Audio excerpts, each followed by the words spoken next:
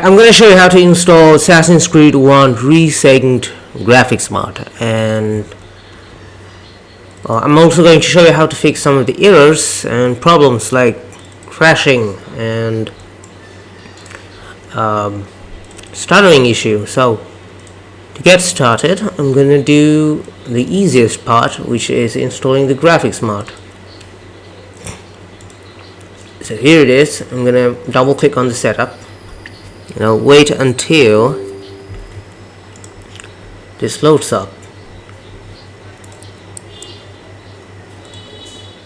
Alright, now I'm gonna press agree, and then I'm going to choose my game folder, which is here, and press install.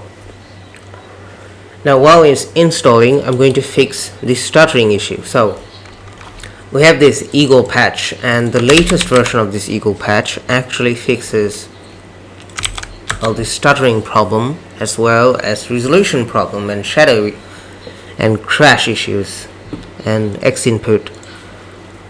So I'm going to manually download this.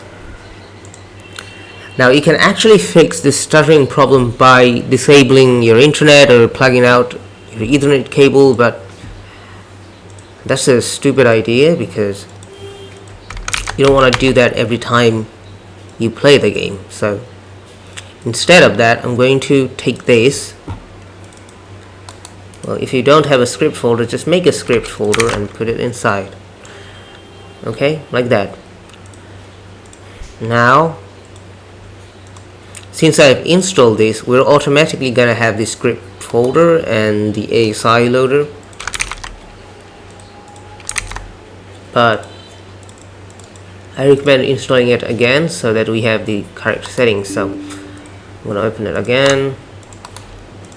I'll copy this path, go next, and then paste this, and then press install.